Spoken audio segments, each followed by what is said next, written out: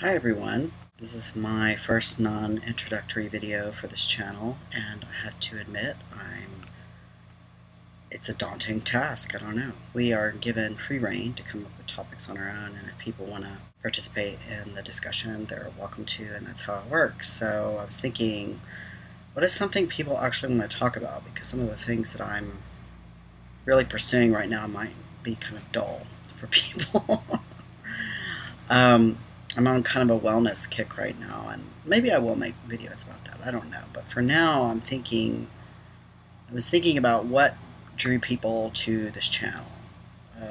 Specifically, what drew the participants to this channel. And I was thinking about YouTube and online relationships and how that works. I've had a couple of conversations recently, just in the past week, with friends about online dating. And the consensus around, from what I'm gathering, like from the internet and from people that I hang out with in person, is that online dating is sort of like this thing that people don't really like doing, but it seems to be this thing that a lot of us do because it's just kind of part of the culture now. I don't know. Maybe I'm wrong. Maybe it's just sort of something that happens more often in the LGBT community. I'm not sure about that, but I know that as a trans person, one of the reasons why I started getting involved on YouTube was because I wanted to reach out to a larger community of transgender people, and vlogging was this really interesting way of connecting with men and women and genderqueers all over the planet. So in some ways it's been really amazing, in other ways it's been intimidating, frustrating. Let's go with the good, bad, and ugly. That might be a way to organize this video. Okay, good. The good aspects of sort of online relationships. It's really convenient. You can encounter and even meet in person people you never would have met otherwise because they don't live in your city or even your country.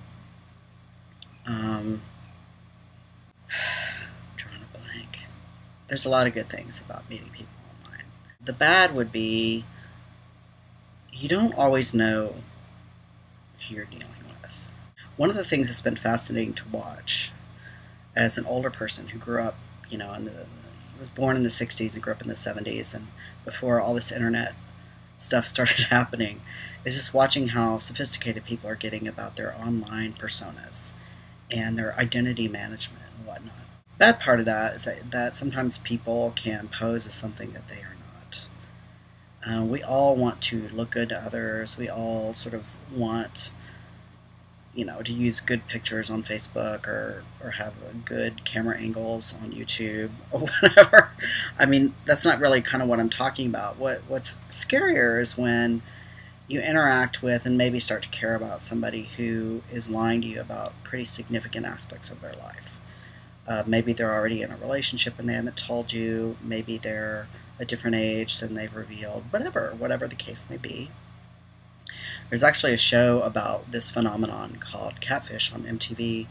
And the show is fascinating in itself because what it seems to be showing is that a lot of people who are really oppressed in society, whether they are people of color or people who are gay or lesbian or people who are trans or people who are overweight by societal standards, people who don't feel like, maybe society's telling them in all kinds of ways they're not good enough, so they have to sort of like borrow someone else's pictures or somebody else's life in order to feel like they can attract people. And that's a really poignant, dark side of the show, but it's interesting, this whole phenomenon of how we can inhabit different identities and personalities online. And when you finally meet someone in person, it might be like, oh my God, I feel like I know you already. If you watch people over the years on YouTube, people tell me that a lot. They watched me on YouTube for a while. They already kind of feel like they do kind of know parts of me. They know parts of what I've gone through and where I live and sort of what my accent is like and stuff like that. But in other ways, sometimes you meet people and you're like, "Who are you? You're not." Yeah, I didn't know you were a heroin addict. Anyway, Anyway, the good and the bad, the ugly. The ugly, and I'm just going to talk about the trans community here. Not that I'm picking on trans people more than I'm picking on others, but it's just been my experience. The ugly part of the internet is when you see a lot of scapegoating, bullying. People, this happens a lot on Tumblr for some reason. People will take out of context somebody's like blog post or somebody's video and will post it on their Tumblr or their Twitter or whatever, and will say, "Oh, this person's the devil and misogynist or racist, whatever." And then they get all their little friends to sort of gang up on you, that kind of thing. Um, that's really gross. And I mean, I'm not talking about like sometimes people need to be called out if they're hurting other people's feelings. They need to be made aware that the language they're using or what they're doing interpersonally is actually causing not only other people harm, but it's causing harm to themselves. And sometimes that's a good part of the whole calling out culture that I see, and specifically within the trans community. When it doesn't get so pretty is when I think people become absolutely vilified for something that they don't even intend, something that they say that they don't even intend to be hurtful. Like maybe they grew up in a part of the world where they're not sort of cognizant of all these kind of politically correct labels for people, right? So that's a different sort of flavor than somebody getting ganged up on because they're a troll or something. Do you know what I'm saying? So I think that that's probably enough to say about online relationships, and I haven't even really talked about online dating. That's a whole other video, but I thought that this might be a topic that's accessible to more people on this channel and people who might be watching this channel, because we're all on the internet for a reason. We're here because we want to meet all kinds of people, and this is a really easy way to do it. It's a really stimulating way to do it, and it's fun. So I don't know if you have any stories of your own. I'd love to hear them, or if you have any reactions to some of the things I've said, feel free to share. Bye. Howdy, it's Wesley. I know there can be some really scary and negative things about online relationships that could backfire, but my online relationships that I've been able to form through YouTube have totally changed my life. So I guess I'm just going to share that with you. 2 years ago, I started making videos. At that time, I was starting my social transition, but I wasn't on hormones yet or anything, and I didn't really have any trans friends. I had known a couple of trans guys, but they were more acquaintances and not really people I was in contact with. I came across one video of this guy. He was making a video. It was him and his girlfriend, and they were talking about their experience at Portland Pride. And I live in Portland, and I really liked the vibe I got from their video. So I reached out to him, asked if he wanted to get together sometime. He didn't have any trans friends. He was just a month on testosterone at that time. And so we met up, and we were insta best friends. We just clicked so well. It was just the same feeling I got when I was 3 years old and I met my best friend, and we were just glued to each other's hips. He was my first friend as a boy, like where I was being viewed as a boy. It really arose the very similar feeling, just like forever we will be connected. Then, because I met him through an online relationship, we ended up being each other's support and being there for each other through transition, and we went to our first support group together. It was less scary that way. I developed these online relationships through YouTube with so many, mostly trans guys, and it was awesome because I was putting myself out there in video and they were doing it as well, and so it was really this sense of feeling like we were getting to know each other. That story I just shared, meeting Kendon, that was just the first of so many other people that I've met in person from initially meeting on YouTube. What I've found is that the way someone portrays themselves in their videos obviously they get to choose the camera angle and the edits and how they want to portray themselves. That doesn't encompass their whole being and their whole life. But what I have gathered is that if someone makes multiple videos, I've been able to get a pretty good sense of how I'm going to vibe with them in real life, and it's been pretty accurate for the most part. That's super cool, and I think very different from other forms of online relationships that don't have back and forth video, or not even back and forth, but mutual video making, which is why I think, seriously, there should be a dating website based off of people uploading videos and talking about all sorts of topics. Dating sites ask all these questions about how you would react to different scenarios. People should just have profiles of themselves making videos about these things, and I feel like online dating would be a lot more successful. But that's kind of another topic. It definitely interlaces with online relationships, but I do want to kind of just focus more for now on my YouTube experience. I really like that Carson mentioned how it enables us to interact and meet with people from all over the world, and people that we really would have no other way to meet otherwise. And for someone who is so into like similarities and differences and how different walks of life overlap and different cultures work, it's really freaking cool.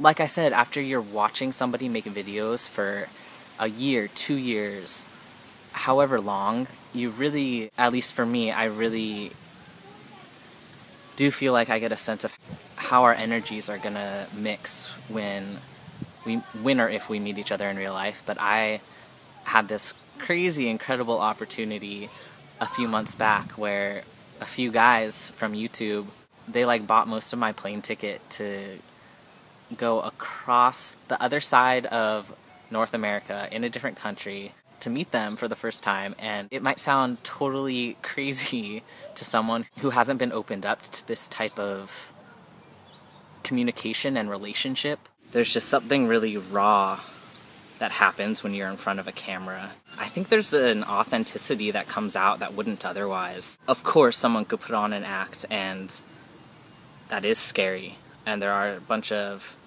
scares about that, and you do need to be careful. Definitely be careful. In something so personal as transition, you're sharing that. I just find it to show a very authentic side of a person, and it might be easier for people to let down walls online, and so you get to know them from a different angle, a different way. The consistency of the type of energy that they portray in their videos when it's about something so personal, I don't know that there's much else to compare that to. Anyway, I should wrap this up, but I mean, online relationships is a really complex topic. There's so many different facets and really cool things to talk about. I could go on for a really long time about all different types of online relationships in terms of what forum it's on and the type of people or where you know the person from originally, if you know them in real life at all, if it's furthering the relationship, or if it's strictly an online relationship. There's so much to talk about, but that covered a bit of it. I'd love to hear what everyone else has to say. Thoughts on online relationships, what they mean to you, something you think is beneficial or not.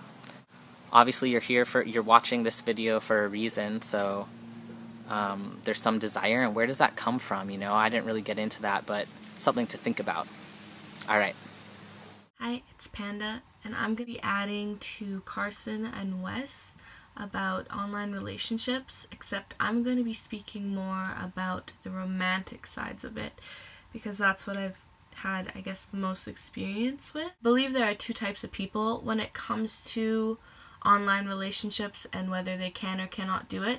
There are people that are more prone and susceptible to it and are more open to it, and there are people that just can't grasp it and just can't ever imagine or see themselves in that position. I don't think there's really a middle ground. I mean, I'm sure there are people that are curious about it, but there are either people that do it and are open with doing it, and there are people that don't. I still think it's pretty amazing how you can fall or be attracted to someone purely through text and pictures, the emotions you get from that. And now with technology that, they upped the ante, and you can now see who you're talking to, which is a great thing, and hear them, and basically be as close to the person as you can without being next to them. I agree with Carson that there are good things and bad things to it. Online relationships can be a wonderful thing, but they can also be very dangerous and can lead to heartbreak. I was actually catfished before catfishing was even a thing when I was 16, so in 2006.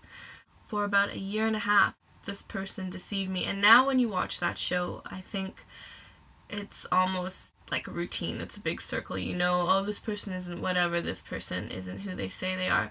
But when you are so young and you are so naive, even though I don't like thinking that I was naive, I was. It's a very scary thing to put forth a lot of your emotion and a lot of trust into somebody and have them break it. It's a very difficult thing to deal with, especially when you're dealing with a lot of people around you that don't understand why you're doing the things that you do, and how can you like someone purely on the internet, and how can you do this and they don't get it. It was very frustrating, and that's a whole nother story because that was just a complete mind swear word here. I've had handfuls, more too many to hold in my hand, of online relationships. I think for me it was because I really like a challenge. I get bored easily, which is a terrible thing to say, but with this, when you seem to fall for someone on the other side of the country, it's very challenging, obviously, to keep the connection, to keep the communication strong, and the idea that one day you will be in this person's arms or they'll be in yours. That's a huge challenge, and so I think I have a big comfort zone of the internet and relationships because you put out as much as you want and you receive as much as you want. I think that's a very enticing thing for me, at least. I think it's scary that you can fall or become attached to somebody that you may not even know because they're on the other side giving you as much as they want to give. I know I had my first online thing when I was like 12 via Neopets. I started by giving out a fake picture of myself because I wasn't sure if he would. I found this picture of this girl that I thought was so pretty, and I thought maybe he'll like me more. And he actually gave me a fake picture, which is funny. And I ended up showing him my real self. We had a thing for like 5 years and we thought we were gonna marry each other. It was stupid. But to this day I don't think I know what he looks like. Because really, how can you trust someone that's giving you one fake picture already? That was the first and only time I ever used that image. And now it's kind of just like, well, I'm at the point where it's like, take it or leave it. This is me. Love me or don't.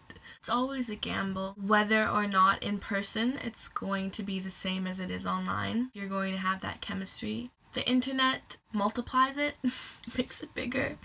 I feel like because you share as much as you want to share, and it's instant. As instant or as not instant as you want. If you're not comfortable to Skype or video with someone, you can do it by messages, and you have that allotted time to reply to that person. It doesn't have to be, so what do you think about this? And in person you're like, you're always taking a risk, and sometimes it is beyond worth it. And sometimes it is the best thing you could ever do, and other times you're thinking, what the heck did I do? What the heck did I get myself into? I've been in where I meet someone and they're not what I was thinking I was going to see, and I'm sure there's been times where people have met me and there's just not that beautiful internet chemistry.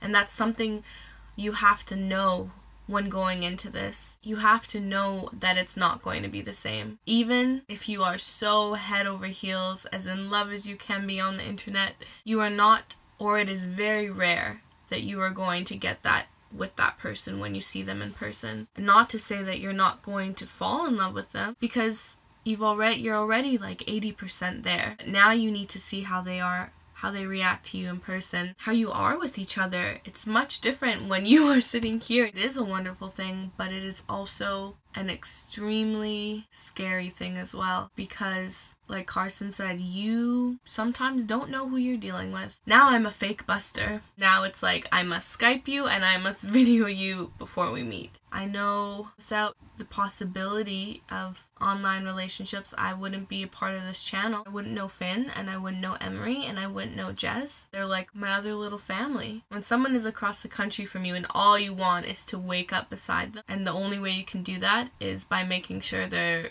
internet connection didn't die when you're on Skype, it's difficult, but it leaves you wanting more. And I think if you are smart about it and you have realistic expectations, I think it's a good thing. Bye. Hey guys, it's Alex. It's such a huge topic that I'm gonna have a hard time talking about everything because there's so many different kinds of online relationships. As I was watching the videos and as I was reflecting on what I was going to talk about for this video, I realized, like, for my entire adult life, and I'm 26 now, by the way, I've always had relationships that had origins online. And most of my experience is with non-romantic stuff. Before I joined YouTube 2 years ago, I had blogs. I had several blogs for a few years. Of all of the kind of internet communities that I participated in, I really felt like blogging was the worst because there wasn't really like one centralized location. My first experience with online relationships really, I'd say, was with Flickr. It's like a photo sharing website. And there's also like groups, like local groups of photographers, and they would have meetups and stuff like that. Was really active on Flickr for a couple of years. I see the internet mostly for me as a tool for building relationships and finding connections with people. Like, obviously there's a lot more to it, but for me mostly the great thing about the internet has been finding people who are in huge minority groups mostly. Like off Flickr, for example, I was able to find a few guys in my city at the time who still did film photography, and I was able to use that as a way to connect with those people and learn about it myself, and it was really useful in that way. After I was blogging for a while, I found YouTube, and that was around when I was figuring out my gender stuff, so it turned out to all be like trans related. But since I joined YouTube, I really feel like it has completely changed my life and brought so many amazing relationships into my life. I think like Wes made some good points about how, especially in the trans community, like it's really hard to fake something when you're doing all these videos. You know, people who have like 50 videos at least. It's much harder to fake that than talking to someone in a chat room and sending them a fake picture, you know. There's also something that happens when you share your transition with people, and it's this very like intimate, huge life experience, and when you go through that with people, of course you're gonna bond. So it like pushes people to be more real and more honest. One of the first people I met off YouTube, his name's Val, and like people said to him at the time, like, you're crazy, you're gonna go to another country and stay with someone you don't know. But the thing is, because of this trans community online, I feel like we did know each other. And Val is someone who I've gone to stay with, and he's come and stayed with me many, many times since then. He came and stayed with me over Pride. There was a new person on their collab channel that I knew lived in Toronto, and I invited him over to my house even though I'd never met him before. One of the things we said to this guy is, like, you better get used to this because this is just how things work in the FTM YouTube community. Like, people just are open like this. It might seem crazy to people who aren't in that community, but I feel like it's just a reality of our community. I see it happen with a lot of guys, not just me, and I've never heard of anything bad happening. I was talking to Val about it a couple of weeks ago, and we were just talking about how we feel like it's a lot safer than people just randomly couch surfing with absolute strangers. You know, you do have this established bond with people. And so I was one of the people who actually flew west to my city from across the continent, and whenever I mention that to people who don't understand YouTube or the FTM community. Like, they think it's crazy and insane. But if you're part of that community, it doesn't really seem that insane. We'd all known Wes for years, so we just hadn't met him in person, but we all knew him, and to me, that's something that friends do. It's just amazing how much, like, being on YouTube has opened up the world to me, and I've been able to go and stay with guys in all different cities. So I haven't had any negative experiences, but the only thing that I would caution against with that is that I feel like often, especially with trans people who might not have community in their own city or town, that they invest a lot into their online relationships, and it kind of takes over, it takes priority over relationships that are local. It's not like I think that the online relationships aren't rewarding in their own way, but at the same time, if they aren't local, there are certain things that they can't give you as a friend that people do really need. Like, there's not really a substitute for someone being able to be there for you physically. You're investing all this energy into these people who live in different cities. Like, when you need your friend, like, you need someone's shoulder to cry on. Like, they can't be there for you physically. If you are moving, like, they can't come and help you move. If you're sick, they can't bring you food and help you make you feel better. Like, they can't come take care of your dog or your plants while you're gone for the weekend. This has happened to me too, just like investing too much in YouTube community and then realizing you don't have a lot of people to rely on locally. So besides YouTube, I've actually joined a couple of websites in the last 6 months, which I've been developing a couple of relationships locally through them. One is FetLife and one is OkCupid. Basically, my rules of thumb for building relationships online like that is that because it's so different from YouTube, I only meet people locally, and I really am careful not to build any sort of meaningful relationship at all with them solely online. Usually how it is like, we'll see that we have mutual interests, and then I try to meet them in person as soon as possible. I'll message them, or they'll message me and say, like, it looks like we have stuff in common, like, let's meet up and see if we get along in real life.